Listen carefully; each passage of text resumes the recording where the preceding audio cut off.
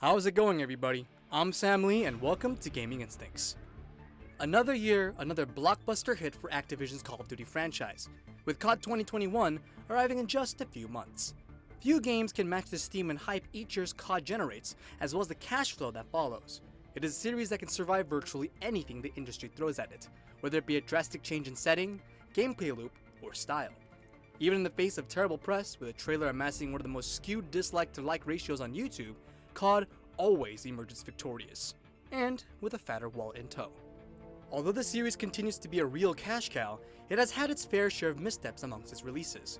One of the rather apparent missteps can be identified as the franchise's latest installment, Call of Duty Black Ops Cold War, a product of studio and developer mishap, time constraints, and the 2020 COVID-19 pandemic. Cold War is a game that shines brightly in certain areas and implodes in a myriad of others. COD 2021, though, unlike its predecessor, is not facing the same developmental struggles and hurdles. Sledgehammer Games, who began and dropped development for Cold War, is in charge of 2021's installment. Though its track record may give some fans pause for the studio's preparedness for another Call of Duty game, it began production on COD 2021 back in 2019, right after a halt in production for Cold War, and handed the developmental reins over to treyarch. After witnessing the trials and tribulations treyarch faced with their rushed development and release of Cold War, Sledgehammer has the opportunity to step back and observe exactly what went right and what went wrong during Cold War's launch and lifecycle. They should be prepared to avoid said missteps and repeat greatness for their own release. Here are the top 5 areas where COD 2021 can learn from Cold War. Number 5. Less focus on monetization practices. Monetization within games never rubs players the right way. These practices can range from inoffensive with purely cosmetic alterations for players to downright scummy, with certain features of a game being locked behind thousands of hours of play, or a simple paywall. Though the former is certainly preferable to the latter, monetization within games is a dangerous slope to play on. However, with games trying to monetize cosmetic changes due to immense backlash over practically any other form of monetization, gone are the days players could unlock cool outfits and customization options for their playstyle via in-game achievements or challenges. In their stead are the tons of microtransactions, deals, and bundles that plaster a player's screen, screaming at them to buy this or buy that. Though distracting, these non-stop ads can be easily avoided just by hopping into a game and playing a couple of rounds. Sure, you might see an enemy player wearing the exact skin you saw a bundle sale for a dozen times, but it makes it all the more sweeter when you send that walking digital billboard to a quick grave. However, you can only play so many games before the inundation of buy starts to wear you down, especially in a game as shallow as Cold War upon release. Where the game lacked proper content, patches, and updates, Cold War had skins and cosmetics in spades. Players who wanted a variety of maps would have a tough time, because the variety Cold War seemed to be focusing on was the amount of skins it could put out and charge players for. It set a rather disingenuous atmosphere for the game, making it seem like the developers cared more about trying to get players to fork over their in-game currency, purchased with real-life currency by the way, than they did about actually fixing, balancing, and expanding the game. What is that? You want better service to play on? Have another skin instead. Rolling into the 7th month of Cold War's lifespan and its 3rd season of content, the game has thankfully started to expand into all the right areas. However, with COD 2021 slated to release within the next 6 months, some may consider these updates too little, too late. COD 2021 can outshine its predecessor with a clear focus on concrete game content rather than microtransactions, which will inevitably earn it more praise and reassurance from its eager fans. Number 4. Proper quality assurance. Patches and updates usually should be happy and exciting moments for players. They mean additional content for players to play with, expansions to existing good ideas within the game while curtailing some less than stellar ones, and an overall tune-up of a growing game. Updates to Cold War were exactly that. The addition of new maps, weapons, and modes greatly increased the longevity of the game and player interest. When the updates were properly done, that is. Throughout various patches and updates, Cold War suffered a great deal of problems from improperly executed patches. There have been several notorious instances where the patches caused the game more harm than good. One example was when a new operator character, Maxis, was added to the game for players to buy via microtransactions, despite the character not being officially playable at the time. However, some players managed to get their hands on Maxis and use her in-game. It led to those players using her becoming invisible to others while maintaining full combat lethality. Have you ever tried fighting an enemy you couldn't see? Have you learned nothing from the movie Predator? Another instance was when the developers accidentally released the crossbow weapon earlier than intended. With the way weapon unlocks work in Cold War, players who managed to unlock it before it was patched out got to keep using it. Those who were grinding for it were no longer able to unlock it, though they were able to keep their progress. To add insult to injury, when the crossbow was officially released, all of its camo challenges were lazily copy and pasted over from the grenade launcher, making the grind for camos infinitely harder and earning the developers some well-deserved ire for their carelessness. All of these incidents could have been completely avoided had the developers been more attentive to detail and quality assurance. Though many of these instances were later fixed with even more patches, that sort of mentality for video games, especially AAA blockbuster titles like Call of Duty, is unacceptable.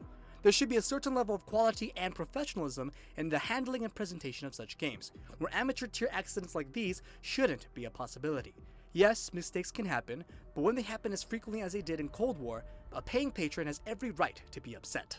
COD 2021 should take the time to make sure every feature within the game or to be added has fully been tested and deemed functional before releasing en masse. It would earn the developers a lot of goodwill and save them from the headache of a PR mess. Number 3. Free content updates.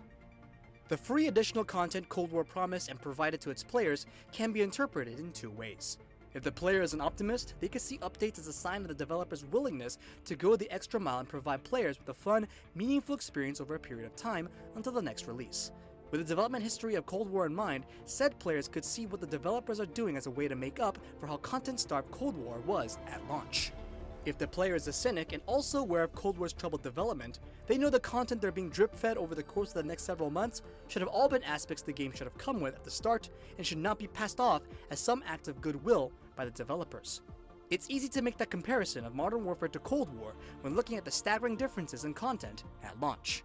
Both interpretations are valid in their own way, but no one can deny that Cold War is in a better place because the developers continue to expand and polish the game for no extra charge on the player's side. COD 2021 would do well by replicating the precedent Cold War, and by some extent, Modern Warfare, set, albeit it is now done with battle passes rather than by paid DLC maps and expansions. With how well these passes tend to do in sales, and how these passes are linked across multiple games, like Cold War, Modern Warfare, and Warzone, Activision doesn't seem to be in any position or interest to discontinue its practices. So, while free content updates seem to be all but a guarantee at this point, what isn't is what is being provided to players per season. Cold War received a lot of praise for its innovation and expansion on the series' signature Zombies formula, with new maps and modes to play with, as well as an overhaul of how Zombies game modes work, courtesy of Aetherium crystals. However, players who prefer the classic frantic 6v6 action Call of Duty was renowned for were left feeling a bit neglected. Weapon balance patches were a hit or miss for the player base, and new maps were being added at a snail's pace. Among the 17 new multiplayer maps that were added by the time of this article's writing, 3 are rehashes of maps from CODs prior, 5 are usable only in 2v2 gunfight modes, 3 are reserved for the massive Fireteam games, and 1 is a smaller rearranging of a map already in the game, Miami Strike. Though these additions are a step up from the measly 9 Cold War offered at launch, nearly half of them are reserved for modes outside of 6v6, arguably the most popular playstyle in COD. It is our hope that COD 2021 strikes a fine balance in appealing to all corners of its fanbase, one that doesn't come at the expense of one particular subset of players for another. Number 2. Branching story in the campaign. Though not in the same vein as Call of Duty Black Ops 2, which arguably has the best Call of Duty campaign of all time, Cold War did a magnificent job with its branching narrative campaign. With the dialogue options, multiple ways to accomplish missions, and divergent endings, Cold War's campaign all but ensured multiple playthroughs to see every detail it could muster. The heightened stakes, tension, and eerie feeling of things not being what they seemed helped in setting the tone and kept players on the edge of their seats. The only downside was that it was too short. Details about COD 2021's story are sparse at the time of writing, though the rumor mill claims that the game will return to a familiar World War II setting, albeit with a twist. It is to be a World War II game taking place in the 1950s. It doesn't take a history buff to know that the years purported by the game and actual history don't match up. Whether this means exploring the waters of alternate history, clandestine operations, or conflicts that took place during those years is not clear. It also doesn't make clear if COD 2021 will be a continuation of COD World War II, which developer Sledgehammer Games also worked on. If the game is indeed venturing into alternate history, it will be a series first and spell interesting implications for the game's campaign. Regardless of what direction the game decides to go in, it is a tough act to follow with Cold War's campaign. However, if it plays its cards right and expands upon the ideas and mechanics Cold War established, like branching paths to objectives, alternate story pathways, and differing endings, which all promote player freedom and agency, it could become a worthy successor and maybe even surpass Black Ops 2's story. It's an uphill battle, but COD 2021 has a chance to make it happen. And finally, number 1, skill-based matchmaking rework. Among the many things yet unconfirmed for COD 2021, sadly, skill-based matchmaking will be making its unfortunate return.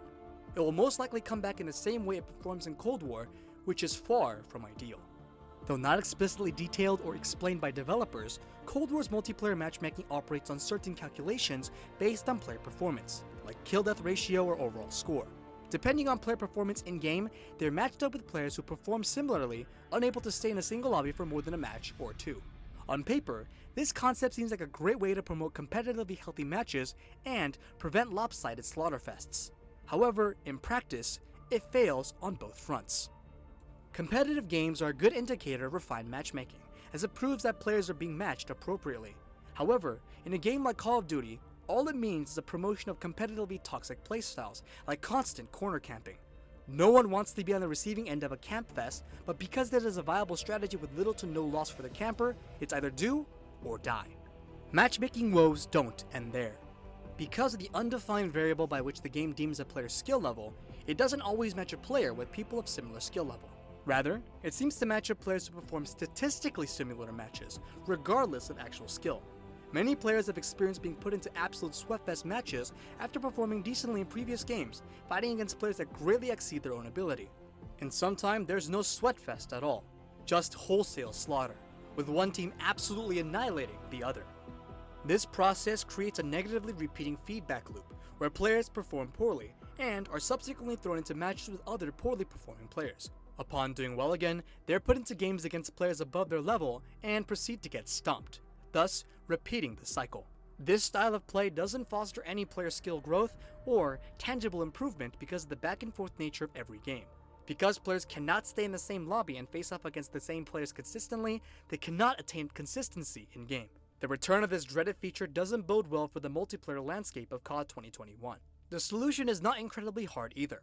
Just like how Cold War added a Call of Duty League mode for players who seek higher levels of competitive play, a similar function can be added for casual multiplayer as well. Players who want classic designated lobbies can opt for that sort of matchmaking, whereas players who want more challenging opponents can select the option that dictates their opponents based on their skill level or performance, thus appealing to both demographics. What would also be nice is if the developers, Treyarch and Sledgehammer both, were transparent with what exactly COD matchmaking uses to pit players against each other. The fact that they still haven't said anything specific other than stating that it exists still rubs us the wrong way. COD 2021 will be released later this year in November. Hopefully, it will shape up to be a more complete experience than Cold War was at launch, but also utilize aspects that made its predecessor great. This has been Gaming Instincts. The full article is linked in the description below, and if you want to check out other awesome articles, head on over to our website at gaminginstincts.com. Make sure to subscribe to our newsletter and YouTube channel to stay up to date on all that gaming news. So tell us guys, what sort of features would you like to see a comeback in COD 2021? Or perhaps what features do you want to see left in the dust? Let us know your thoughts in the comments below. Thanks for watching. This has been Sam Lee, and until next time.